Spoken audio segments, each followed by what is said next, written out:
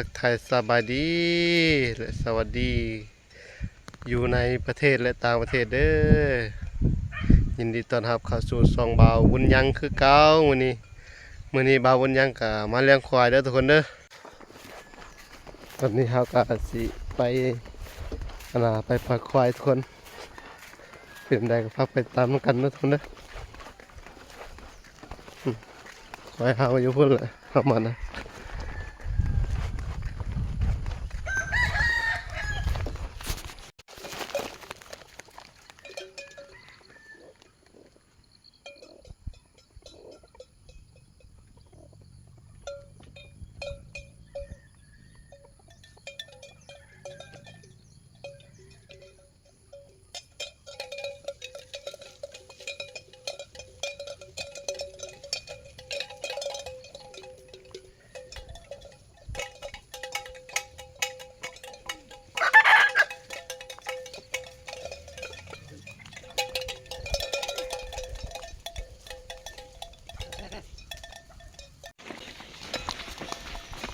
ตอนนี้ก็เฮาก็กำลังเดินทางเด้อทุกคนเด้อเห็นบ่นี่เฮากำลังเดินทางไปมุ่งหน้าไปทางพุ่นเลยพี่น้องทุกคนเห็นบ่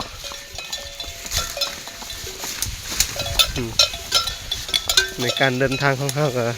ทำนี้แหละทุกคนเลยนี่ฮอดจุดหมายปลายทางแล้วทุกคนนี่เฮาก็สิดักอยู่นี่แหละทุกคนดักอยู่ให้อยู่นี่แหละอันนี้ให้เขาที่เขาพูดแล้วแต่เขายังบ่ได้เอาเมื่อหีดของเขาเนาะเฮาก็สิทาอยู่นี่แหละนี่อันนี้คือจะเป็นหีดของเขาเด้อทุกคนเด้อนี่เห็นบ่นี่เพื่อบ่ให้ควายเฮาต่ำเนาะถ้าหากว่าควายเฮาต่ำนี่เขาจะปรับไม้เฮาเนาะนี่เห็นบ่นี่ทุกคนเฮาสิมาบอกเด้อทุกคนนะถ้าหากว่าเฮานี่ไปเลี้ยงให้เทศเขาเจ้าเนาะเขาเจ้าก็สิเฮ็ดแบบนี้นะทุกคนนี่เห็นบ่เขาจะเฮ็ดแบบนี้แหละอันนี้คือจะเป็นหีบของเขาเด้อทุกคนนะหีบของชนเผ่ามังกรเด้อบ้านคนอื่นค่อยก็บ่ฮู้คือกันเนาะแต่สำหรับบ้านเฮาเขาก็จะเฮ็ดแบบนี้แหละทุกคนอันนี้คือจะเป็นหีบของเขาเฮ็ดเขาแบบเขาคอกินข้าวกินน้ำเห็นบ่อันนี้เขาจะจำพีอยู่นี่แหละเพื่อจะเขาเจ้าจะขอหูดข้าวหูดน้ำอยู่นี่อันนี้แล้วเขาหูดฮะแต่ถ้าหากผู้ใดลบลู่หรือว่าอีสังเนาะหรือว่าซีมั่างตัวนี้เขาจะปั๊มไม้นะทุกคนเด้อเห็นบ่ทุกคนควายเฮากำลังไปเลยทุกคนเลยพุ่นเลยเขาไปทั้งพุ่นเลยพี่น้องเปไดฟ้า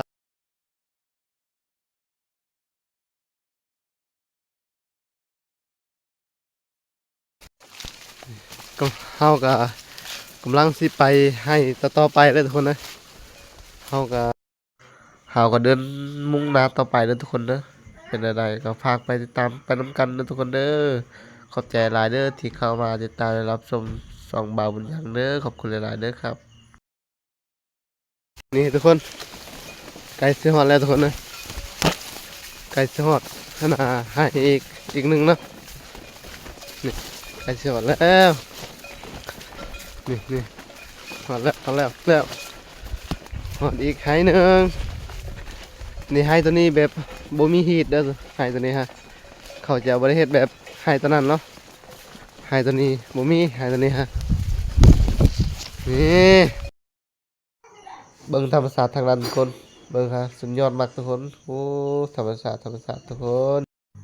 นี่ทุกคนเบิ่งธรรมศาสตร์ทางนั้นนะนี่ก้อยเฮากำลังกินอยู่นี่แหละนี่เห็นบ่นี่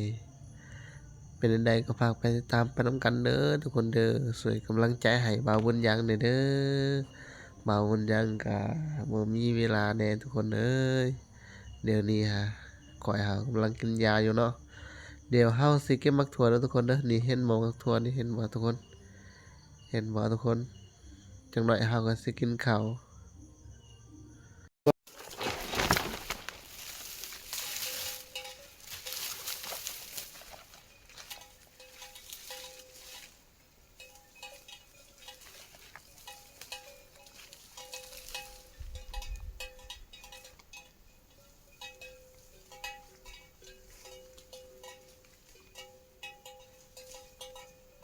เอาสิกินบักทั่วเลยแหละสิกินจังหน่อยเด้อทุกคนนะ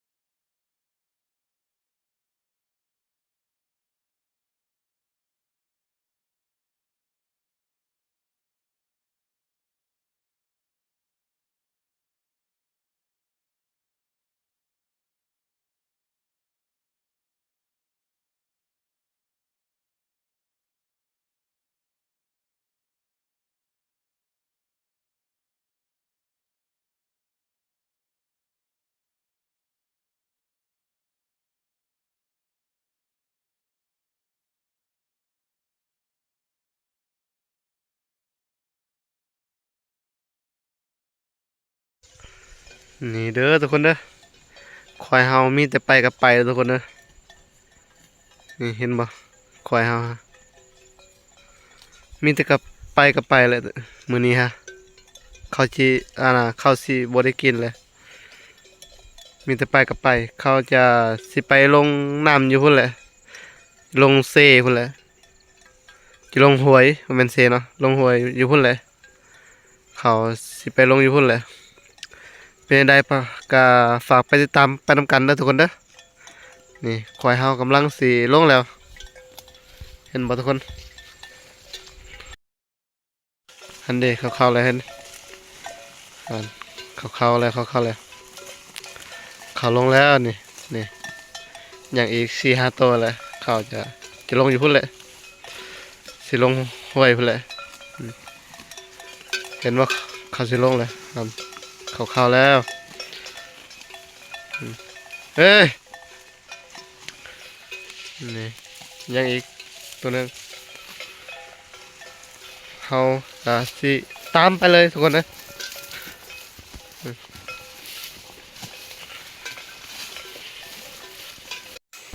หอนห้วยเลยเด้อทุกคนหอนห้วยเลยนี่ควายเฮากำลังกินอยู่เนาะนี่เบิ่งหญ้าฮะหลายเลยซัมสกินมื้อนี้ฮะคันบ่นะควายเฮาบ่ได้ไปเนาะเพิ่นแหละควายเฮากำลังกินอยู่เห็นบ่อืมหอนห้วยเลยหอนห้วยแล้วอืมเอาไปครับชมเอาทุกคนเลยอันนี้ก็หอนโมงหอนเวลาแล้วเฮาก็สิกินข้าวเลยทุกคนเลยเอาเฮาสิไปเฮาก็สิลงล้างถั่วแล้วทุกคนเลยไปเฮาชมกันเลย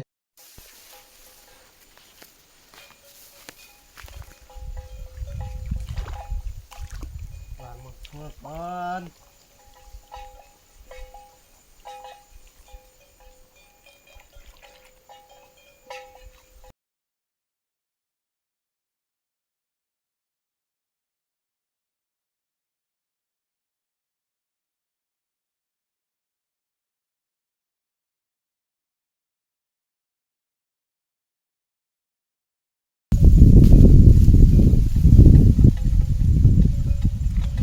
เฮาก็จะกินข้าวอยู่นี่เลยทุกคนนะอ๋อเห็นเอาไว้ก่อนเลย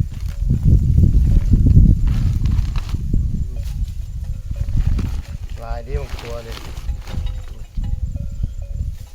ซัมสกินมื้อนี้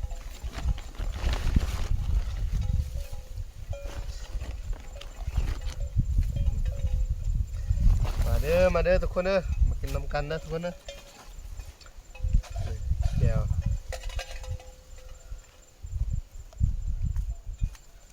มากินข้าวน้ำกันเด้อ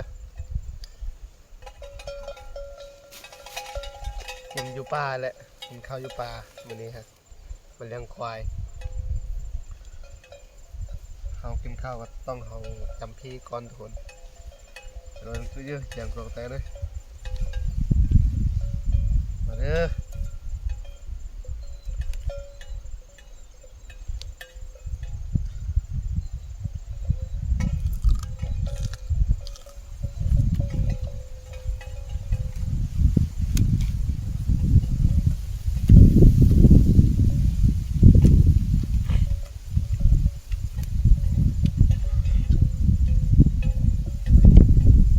ทุกคนมากินข้าวเด้อ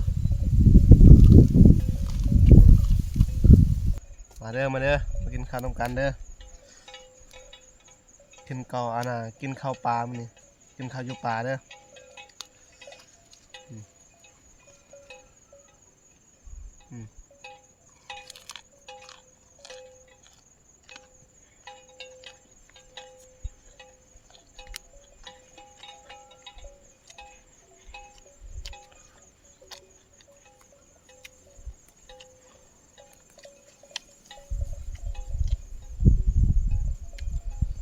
คำใหญ่ๆเลยทุกคน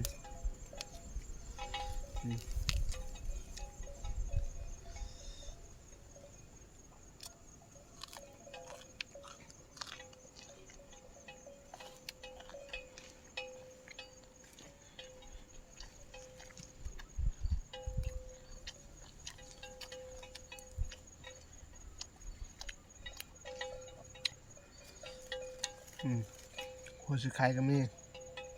หัวชิไข่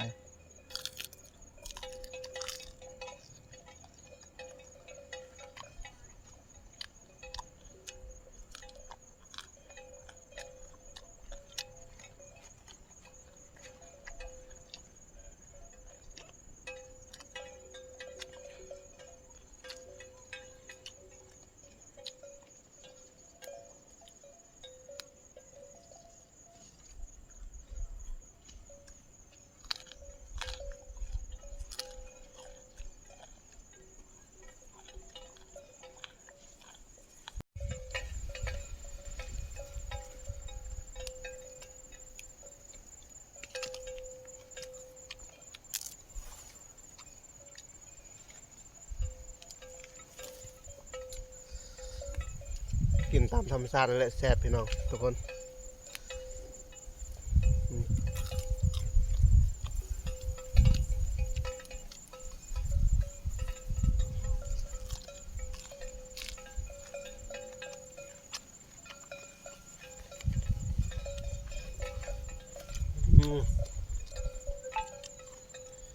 แซ่บเลยกินข้าวอยู่ป่าฮะ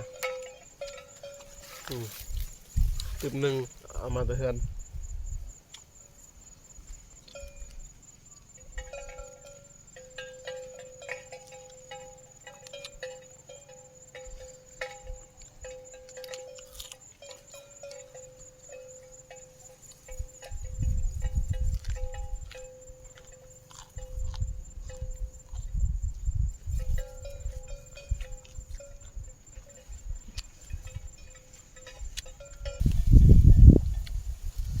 แล้วทุกคนเลยอิ่มแล้วอิ่มแล้ว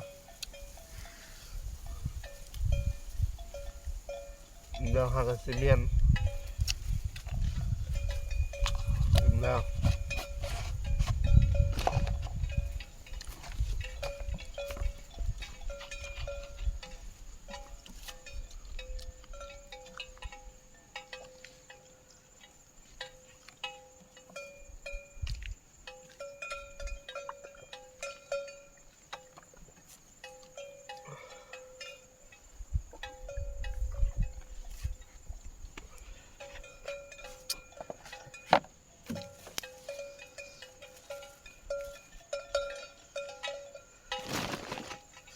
เสียเมียนเกินเด้อเห็นบางทัว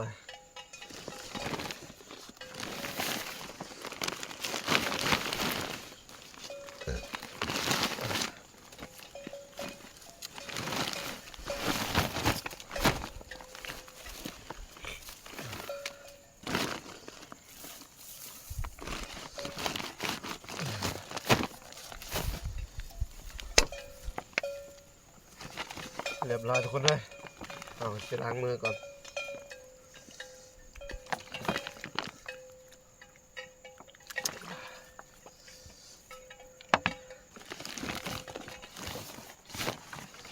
ไปเดินทางต่ออีกเบิ่งควายเฮาอีกเด้อไปทุกคนไปใกล้สิฮอดโมงแล้วอันนี้เดี๋ยวนี้ก็3 โมงแล้วอีกยัง2 โมงหนึง4 โมงเฮาก็สิไล่มือเด้อทุกคนเด้อ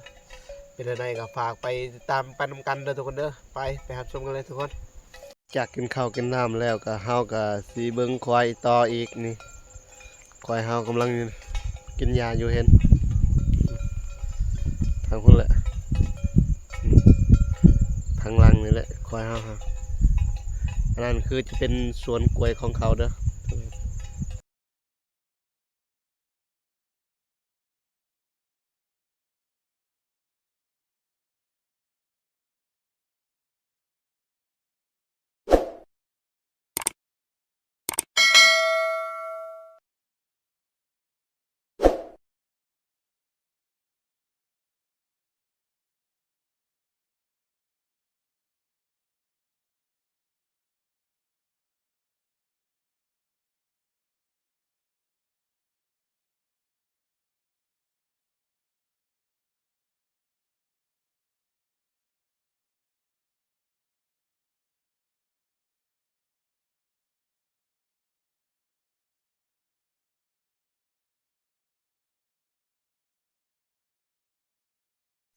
เอาคลิปนี้ก็จบเพียงเท่านี้เด้อทุกคนเด้อไปติดตามคลิปหน้า